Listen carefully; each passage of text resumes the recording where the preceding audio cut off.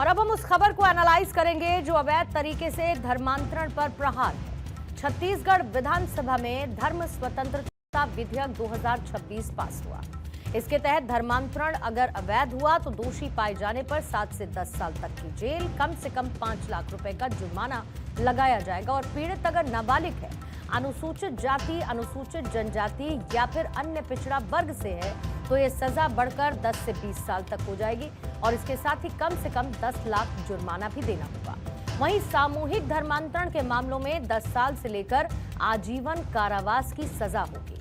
कम से कम 25 लाख रुपए का इसमें जुर्माना भी लगेगा। यह नया विधेयक साल 1968 के पुराने कानून की जगह लेगा और पुराने विधेयक को लेकर छत्तीसगढ़ सरकार का मानना है कि ये प्रेजेंट सिचुएशन के हिसाब से नाकाफी है।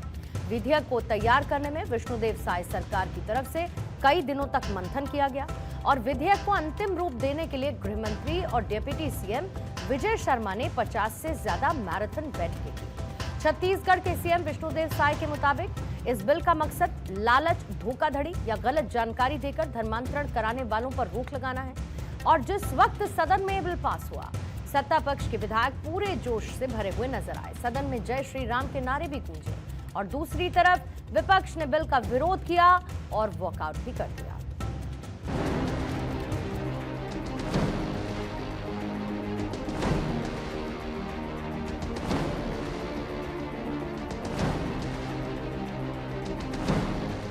और आज के इस ऐतिहासिक दिन में छत्तीसगढ़ विधानसभा में धर्म स्वातंत्र विधेयक 2026 पास हुआ है और इस बिल के पास होने से जो लोगों की अशिक्षा का, गरीबी का, अज्ञानता का लाभ लेकर उनको लोभ प्रलोभ देकर उनका धर्मांतरण करते थे, उस पर रोक लगेगी।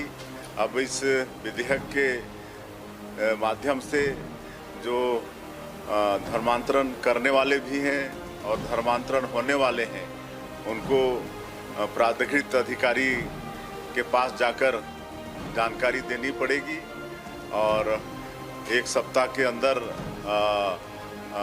नोटिस वगैरह जारी होगा। अवैध धर्मांतरण को लेकर छत्तीसगढ़ सरकार सख्त है क्योंकि इस विधेयक में दोबारा धर्म परिवर्तन कराने वालों को आजीवन कारावास का भी प्रावधान है। इसके अलावा अपनी इच्छा से धर्मांतरण करने वाले शख्स को कम से कम 60 दिन पहले कलेक्टर को एक एप्लीकेशन देनी होगी। नियम केवल धर्म बदलने वाले पर नहीं बल्कि अनुष्ठान कराने वाले लोगों पर भी लागू होगा। उन्हें भी 2 महीने पहले प्रशासन को सूचित करना होगा और बिना इंफॉर्मेशन के धर्मांतरण कराया गया तो उसे अवैध माना जाएगा और तत्काल गिरफ्तारी भी होगी। अभी हाल ही में महाराष्ट्र ने भी इसी तरीके का बिल पास किया। इस बिल का नाम था फ्रीडम ऑफ रिलीजन बिल 2026। इसके तहत भी कुछ इसी तरीके के प्रोविजंस शामिल रखे गए थे। महाराष्ट्र विधानसभा में 16 मार्च को यह बिल पेश किया गया जो कि ध्वनि मत से पास हुआ। इस बिल के तहत कानून को सख्त रखा गया जिसमें शिक्षा के जरिए ब्रेन वॉशिंग भी करवाए गए। धर्मांतरण को ब्रेन वॉशिंग करते हुए धर्मांतरण जो कराया जाता है उसे भी अवैध ठहराया गया।